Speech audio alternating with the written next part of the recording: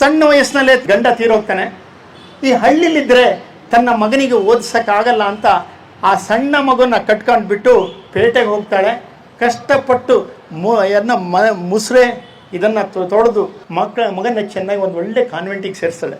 ದಿನಾಗಲೂ ತಾಂಡೋಗಿ ಬಿಟ್ಟು ಬರೋಕ್ಕೆ ಕರ್ಕೊಂಡು ಹೋದಾಗ ಒಂದು ವಾರ ಖುಷಿ ಇದ್ದಂಥ ಮಗ ಆಮೇಲೆ ಹೇಳ್ತಾನೆ, ಅಮ್ಮ ದಯವಿಟ್ಟು ನೀನು ಬರಬೇಡ, ನಾನೇ ಬಂದೋಗ್ತೀನಿ. ಯಾಕೋ ಮಗ, ನೀನು ಸ್ಕೂಲಿಗೆ ಬಿಡೋಕ್ಕೆ ನನಗೊಂದು ಖುಷಿ ಇದೆ ಅಂತ. ಇಲ್ಲಮ್ಮ, ಎಲ್ಲ ನನ್ನ ಒಕ್ಕಣ್ಣವಳ ಮಗ ಅಂತಾರೆ, ಹಿಂಸೆ ಆಗುತ್ತೆ, ದಯವಿಟ್ಟು ಬರಬೇಡಿ ಅಮ್ಮ. ತನ್ನ ಮಗನಿಗೆ ಮುಜುಗರ ಆಗಬೇಕು ಅನ್ನೋದು ಆಗಬಾರ್ದು ಅಂತ ಎಷ್ಟು ಆಸೆ ಇದ್ದರೂ ಅವಳು ಮದುವೆ ಇಟ್ಕೊಂಡು ಮಗನ ಬಿಡೋಕ್ಕೆ ಬರಲ್ಲ. ಮಗ ಚೆನ್ನಾಗಿ ಓದ್ತಾನೆ, ಒಳ್ಳೆ ಪದವೀಧರ ಆಗ್ತಾನೆ, ಹೆಚ್ಚು ಮಾರ್ಕ್ಸ್ ತಗೊಂಡು ಒಳ್ಳೆ ಕೆಲಸ ಸಿಕ್ಕಿದ್ದು ಒಳ್ಳೆ ಅಧಿಕಾರಿ. ಮನೆಗೆ ಬಂದರೆ ಇವಳು ಕಾಫಿ ಕೊಡೋಕ್ಕೆ ಬಂದರೆ ಅವಾಗ ಹೇಳ್ತಾನೆ, ಅಮ್ಮ ಕಾಫಿ ನೀನು ರೆಡಿ ಮಾಡಿಡು, ನಾನು ಕೊಡ್ತೀನಿ ಅಂತ. ಅವಾಗ ಇವಳಿಗೆ ಅನಿಸುತ್ತೆ, ಹೌದು ನನ್ನ ಒಕ್ಕಣ್ಣವಳು ಅಂತ, ಅವನಿಗೆ ಹಿಂಸೆ ಆಗಬಾರ್ದು ಅಂತ ಅಲ್ಲೇ ರೆಡಿ ಮಾಡಿರ್ತಾಳೆ. ಒಂದು ಒಳ್ಳೆ ಹೆಣ್ಣು ಜೊತೆ ಮದುವೆ ಆಗುತ್ತೆ, ಒಂದು ಸುಂದರವಾದ ಮೊಮ್ಮಗನೂ ಹುಟ್ಟುತ್ತಾನೆ. ಖುಷಿಯಾಗುತ್ತೆ, ನನ್ನ ಮೊಮ್ಮಗನ ಜೊತೆಗೆ ಆಡ್ತಾ ಕಳಿಬೋದು ಅಂತ. ಒಂದು 2-3 ದಿವಸಕ್ಕೆ ಮಗ ಹೇಳ್ತಾನೆ, ಅಮ್ಮ ನೀನು ಹಳ್ಳಿಗೆ ಹೋಗಿದ್ದು ಬಿಡು, ನಿನಗೆ ಬೇಕಾದ ದುಡ್ಡೆಲ್ಲ ಕಳಿಸ್ತೀನಿ ನಾನು ಅಂತ. ಆವಾಗ ಈಗ ಅನಿಸುತ್ತೆ, ಮೊಮ್ಮಗನ ಆಡಿಸ್ಬೇಕು ಅಂತ ಆಸೆ ಇದ್ದರೂ ತನ್ನ ಮಗನಿಗೆ ಮುಜುಗರ ಆದಂಗೆ ಮೊಮ್ಮಗನಿಗೆ ಆಗಬಾರ್ದು ಅಂತ ಉದ್ದೇಶಕ್ಕೆ ನನ್ನ ಮಗ ಊರಿಗೆ ಕಳಿಸ್ತಾ ಇದ್ದಾನೆ ಅಂತ. ಹೋಗಿ ಒಂದು 2 ವರ್ಷ ಆಗುತ್ತೇನಾ. ನಂತರ ಇವನಿಗೊಂದು ಸಂದೇಶ ಬರುತ್ತೆ, ನಿಮ್ಮ ಅಮ್ಮಂಗೆ ಸೀರಿಯಸ್ಸು ಬಂದು ನೋಡು. ಇವನಿಗೆ ರಜಾ ಸಿಕ್ಕಲ್ಲ, ಬರಲ್ಲ. ಆವಾಗ ರಜಾ ಸಿಕ್ಕಿಲ್ಲ ಅಂತ ಬರಲಿಲ್ಲ. ಇನ್ನೊಂದು 3 ದಿವಸಕ್ಕೆ ಬರುತ್ತೆ, ನಿನ್ನ ಅಮ್ಮ ತೀರೋಗಿದ್ದಾಳೆ, ಈಗಾದರೂ ಬಾ. ಅಮ್ಮ ತೀರೋದ್ಮೇಲೆ ಕೊನೆ ಮಾಡಬೇಕಲ್ಲ, ಸೀದಾ ಬರ್ತಾನೆ. ಬಂದಾಗ ಎಲ್ಲ ಊರಿನವರು ಬೈತಾರೆ. ಸಣ್ಣ ವಯಸ್ಸಿನಲ್ಲಿ ನಿನ್ನ ಅಪ್ಪ ತೀರೋದಾಗ ನಿನ್ನನ್ನು ಆ ಪೇಟೆಗೆ ಕರ್ಕೊಂಡೋಗಿ ಈ ಮಟ್ಟಕ್ಕೆ ಬೆಳೆಸಿದಂಥ ತಾಯಿ ನಿನ್ನನ್ನು ಕೊನೆಗೆ ನೋಡಬೇಕು ಅಂತ ಎಷ್ಟು ಹಪಾಪಿಸಿದ್ಲು, ದುಃಖಪಟ್ಟಳು. ಮೊಮ್ಮಗನ ನೋಡಬೇಕು ಅಂತ ಎಷ್ಟು ಆಸೆಯಿಂದ ಕೇಳ್ತಾ ಇದ್ಲು. ಆದರೂ ಬರಲಿಲ್ಲಲ್ಲಪ್ಪ, ನಿನ್ನಂಥ ಮೂರ್ಖ ಮಗ ಇದ್ರೇನು, ಏನೇ ಬಿಡು, ನೀನು ಮಾಡಿದ ಕರ್ಮಕ್ಕೆ ನೀನು ಹೋಗ್ತಿ. ಅವಳು ಒಂದು ಚೀಲ ಕೊಟ್ಟಿದ್ದಾಳೆ ನಿನಗೆ ಅಂತ ಕೊಡ್ತಾರೆ. ಚೀಲ ತೆಗೆದು ನೋಡ್ತಾನೆ, ಒಂದಷ್ಟು ದುಡ್ಡು ಇರುತ್ತೆ. ಆದರೆ ದುಡ್ಡಿನ ಅಗತ್ಯ ಇಲ್ಲ, ಯಾಕಂದ್ರೆ ದೊಡ್ಡ ಅಧಿಕಾರಿ. ಆದರೆ ಒಂದು ಲೆಟ್ರ್ ಇರುತ್ತೆ, ಅದು ಓದಬೇಕಾದ್ರೆ ಅವನಿಗೆ ದುಃಖ ತಡೆಯೋಕ್ಕಲ್ಲ, ಬಿದ್ದು ಅಳ್ತಾನೆ. ಏನು ಆ ಲೆಟ್ರಲ್ಲಿ ಇರುತ್ತೆ ಅಂದರೆ, ಮಗನೇ ನಿನ್ನನ್ನು ಕ್ಲಾಸಿಗೆ ಬಿಡಬೇಕಾದ್ರೆ ಒಕ್ಕಣ್ಣವಳು ಮಗ ಅಂಥೇಳಿ ನಿನಗೆ ನೋವಾಗ್ತದೆ, ಬೇಡ ಅಂತ ಹೇಳಿದಿಲ್ಲ. ಆ ಒಕ್ಕಣ್ಣವಳ ಕತೆ ನಿನಗೂ ಹೇಳಲಿಲ್ಲ.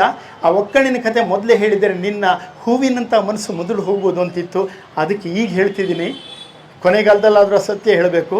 ನೀನು ಸಣ್ಣಕ್ಕಿರುವಾಗ ನಿನ್ನನ್ನು ಸೊಂಟದ ಮೇಲೆ ಎತ್ಕೊಂಡು ಹೋಗ್ತಾ ಇದ್ದೆ, ಯಾರೋ ಆಡ ಚಿನ್ನಿ ಬಂದು ನಿನ್ನ ಕಣ್ಣಿಗೆ ಬಿತ್ತು, ನಿನ್ನ ಕಣ್ಣು ಹೋಯಿತು. ಯಾರೂ ಕಣ್ಣು ಕೊಡೋರು ಇರಲಿಲ್ಲ, ನನ್ನ ಒಂದು ಕಣ್ಣು ನಿನಗೆ ಕೊಟ್ಟು ನಾನು ಒಕ್ಕಣ್ಣವಳಾದೆ ಅಂತ. ತಾಯಿ ಹೃದಯ ಆ ರೀತಿ. 10 ಮಕ್ಕಳನ್ನು ಒಬ್ಬಳು ತಾಯಿ ಸಾಕ್ತಾಳೆ, ಆದರೆ ಒಂದು ತಾಯಿನ 10-12 ಮಕ್ಕಳು ಸೇರಿ ಸಾಕಲ್ಲ. ಇದಕ್ಕೊಂದು ದುರಂತ ಅಂದರೆ, ಒಬ್ಬ ಕರ್ನಲ್ ಹುದ್ದೆ, ಮಕ್ಕಳು ಇಬ್ಬರೂ ಚೆನ್ನಾಗಿ ಓದಿಸ್ತಾನೆ, ಫಾರಿನಲ್ಲಿ ಇರ್ತಾರೆ.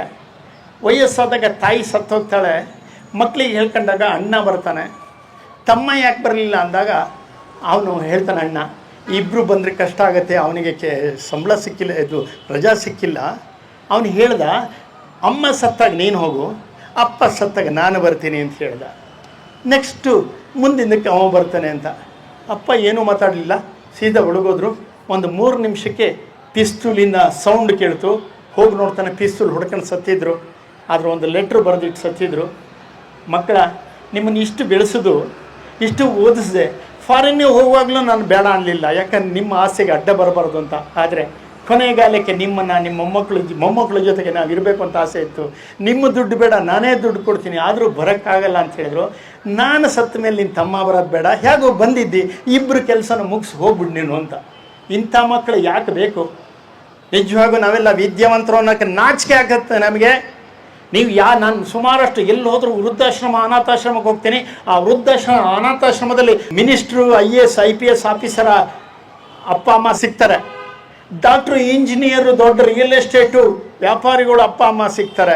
ಆದರೆ ನಾನು ನೋಡಿದಂಥ ಅನಾಥಾಶ್ರಮ, ವೃದ್ಧಾಶ್ರಮದಲ್ಲಿ ಒಬ್ಬ ಆಟೋ ಡ್ರೈವರ್ ಅಪ್ಪ ಅಮ್ಮ ಸಿಕ್ಕಿಲ್ಲ, ಒಬ್ಬ ರೈತನ ಅಪ್ಪ ಅಮ್ಮ ಸಿಕ್ಕಿಲ್ಲ, ಒಬ್ಬ ಕೂಲಿಯವನ ಅಪ್ಪ ಅಮ್ಮ ಸಿಕ್ಕಿಲ್ಲ. ನಿಜವಾದ ವಿದ್ಯಾವಂತರು ಯಾರು? ನನ್ನ ತಮ್ಮಂದ್ರೆ ತೆಂಗಂದ್ರ. ಈ ಒಂದು ಮಾತು ಹೇಳೋದಕ್ಕೆ ನಾನು ತುಮಕೂರಿಂದ ಓಡೋಡಿ ಬಂದೆ. ಯಾಕಂದ್ರೆ ನಾನು ಸತ್ತ ಮೇಲೆ ನನ್ನ ವಿಚಾರ ನನ್ನ ಸಮಾಧಿಗೆ ಹಾಗೆ ಹೋಗಬಾರ್ದು, ನಿಮ್ಮಲ್ಲಿ ಪ್ರಜ್ವಲಿಸಬೇಕು.